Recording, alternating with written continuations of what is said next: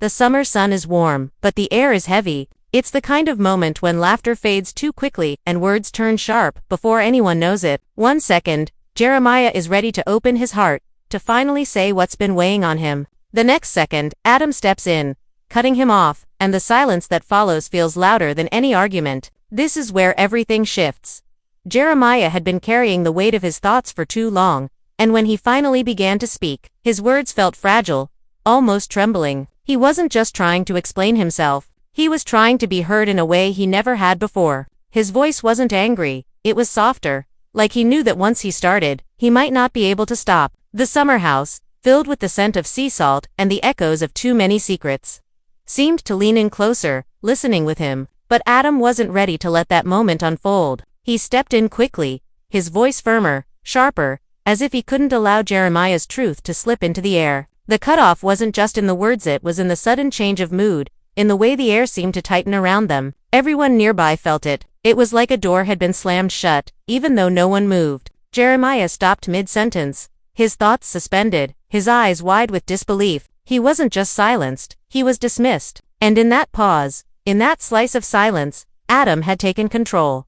The tension didn't fade after Adam cut him off. If anything, it only grew heavier, like storm clouds gathering above a still ocean. Jeremiah stood frozen, his unfinished words clinging to the air, but already starting to vanish like smoke. He wanted to speak again, to fight back for his chance to be heard. But the weight of Adam's interruption pressed down harder than any shout could. It wasn't just about the words, it was about power. Adam's timing was deliberate, almost surgical, as though he had been waiting for that exact moment, ready to strike before Jeremiah could peel back the truth. And now, the truth sat trapped behind his lips, choking him. Jeremiah's chest rose and fell quickly, his hands curling slightly at his sides. He thought about saying something anyway, about pushing through Adam's wall of control. But there was a history between them that made it complicated. Adam wasn't just a brother, or a friend, or a rival. He was all of those things wrapped together. An unshakable figure who knew exactly how to cut deepest without lifting a hand. And Jeremiah had felt that sting before. That's why his silence now wasn't just shook, it was a wound reopening. The room seemed smaller, hotter. The soft hum of a fan somewhere in the corner felt too loud, as if it were mocking Jeremiah's quiet. He tried to breathe slowly, tried to tell himself that maybe Adam hadn't meant to sound so sharp. But he couldn't lie to himself. He knew better. Adam's voice carried a firmness that didn't allow for misunderstandings. It wasn't an accident. He had wanted to shut the moment down, and he had succeeded. Inside Jeremiah, emotions collided. Anger swelled first, hot fast, demanding release, but just beneath it was something softer, almost heartbreaking. It was disappointment. He had thought, maybe this time, Adam would let him finish, let him own his truth without interruption. But once again, Adam had drawn the line in the sand, taking control of the story before it even had the chance to unfold. Jeremiah's disappointment wasn't only in Adam. It was in himself too, for staying quiet, for freezing, for letting the silence win.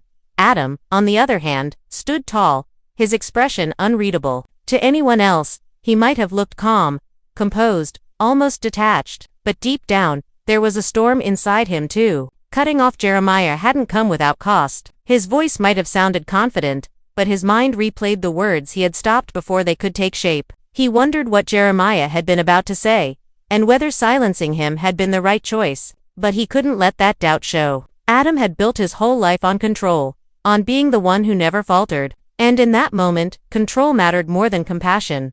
The space between them thickened with things unsaid. Every second that passed only made it worse. Jeremiah's eyes stayed fixed on Adam, searching for even a flicker of softness, some sign that he hadn't been completely dismissed. But Adam's gaze was steady, guarded, a locked door with no key in sight. That was the hardest part, not the interruption, not even the silence, but the way Adam held himself as though Jeremiah's words would never matter.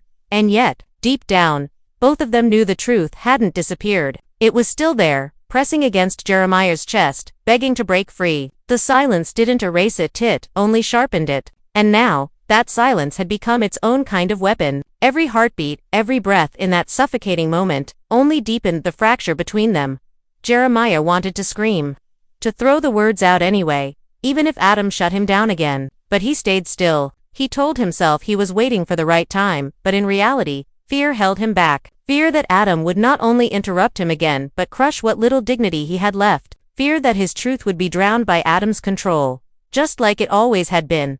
The summer house had seen its fair share of arguments, whispered confessions, and broken hearts. But this silence, this invisible battle, felt different. It wasn't loud, yet it carried more weight than any shouting match ever could. For everyone else, it might have seemed like a small moment, one brother cutting off another. But for Jeremiah, it was a crack spreading across the foundation of everything he believed about love, loyalty, and family. And for Adam, it was proof that sometimes, control came at the cost of connection. Neither of them said another word, but in that unspoken exchange, the distance between them stretched wider than it ever had before. The silence that lingered after Adam's interruption was no longer empty, it was alive. It buzzed. It pressed down. It made Jeremiah feel like he was standing inside a cage built out of words that had never been spoken. His chest ached, not from the heat of the summer, but from the weight of everything he hadn't been allowed to say. He looked at Adam, and for a split second, he saw not his rival, not his brother, but a wall, an unmovable, unshakable wall that no amount of honesty could break through. And that realization twisted something inside him. Jeremiah's thoughts started racing, looping back to moments when he had tried to speak before, moments when his words had been met with the same quiet dismissal. Childhood arguments, late-night conversations, the times he reached out only to be met with silence or a shake of the head. It wasn't just this moment. It was a pattern, and now it felt permanent. He thought of how easily Adam could shut him down, and how easily he let it happen. The anger that had been waiting beneath the surface began to burn hotter. But anger didn't come alone. Alongside it came doubt, curling its way through Jeremiah's mind. Maybe Adam was right to silence him. Maybe his truth wasn't worth hearing. Maybe every word he had wanted to say would only have made things worse. That thought hurt more than anything else. The idea that his feelings might never carry the weight he hoped they would. He bit the inside of his cheek, holding himself together.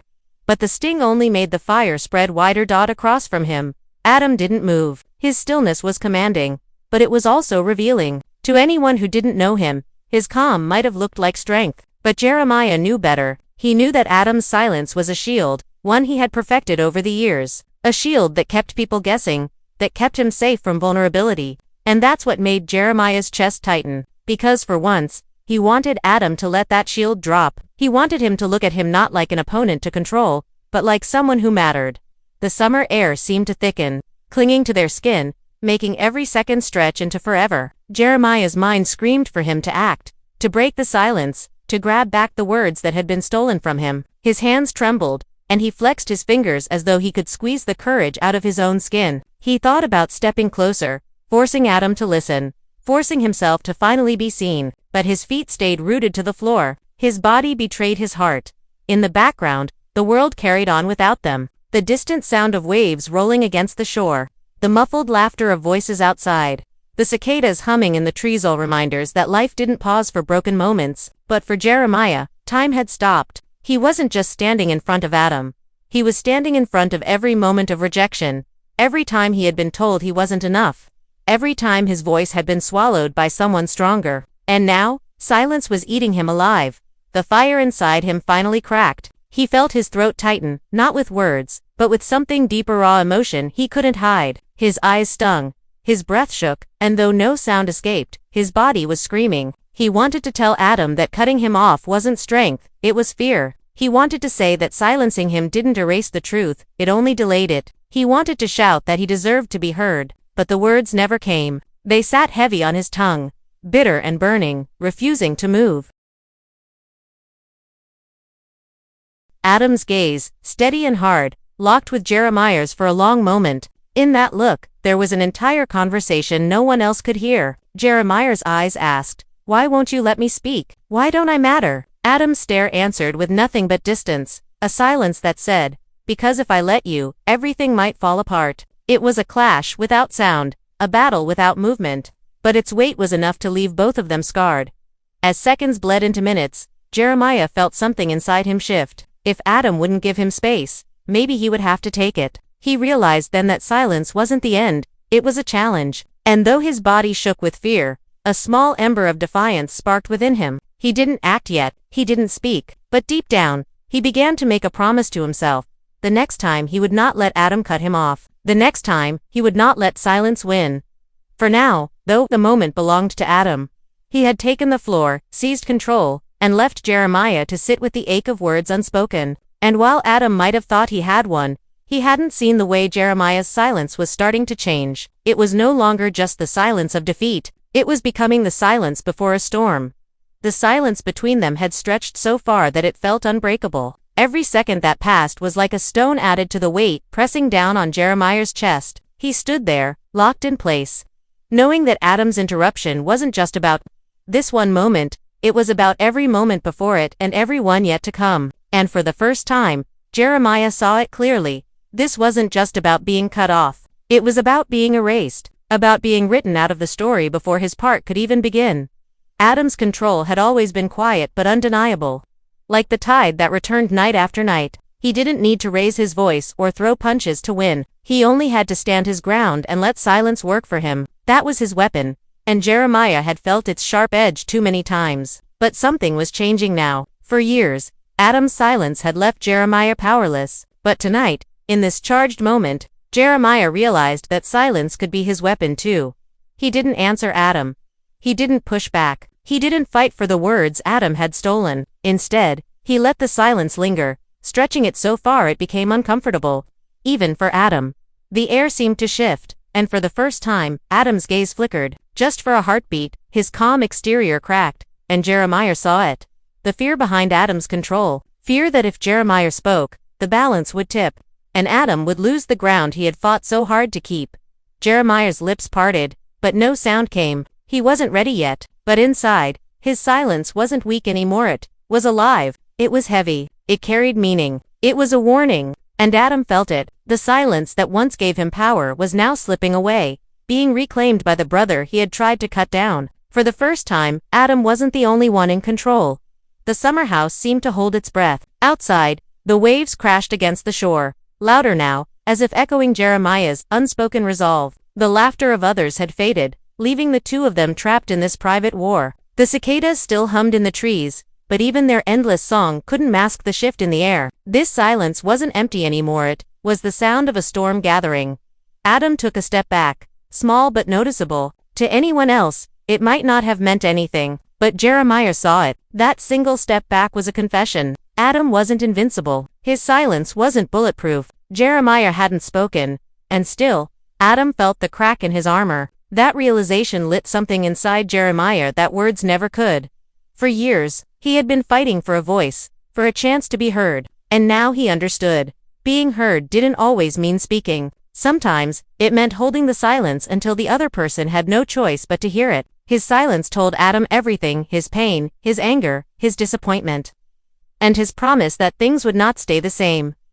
Adam's eyes hardened again, trying to rebuild the wall that had cracked. But it was too late. Jeremiah had seen behind it, and that was enough. Enough to know that Adam wasn't cutting him off because he was stronger, but because he was afraid. Afraid of what Jeremiah might say. Afraid of what the truth might do. The distance between them now wasn't just silence, it was a canyon, and both of them knew it wouldn't be crossed easily. Something had shifted forever. Jeremiah's voice had been stolen in that moment, but his silence had spoken louder than anything he could have said.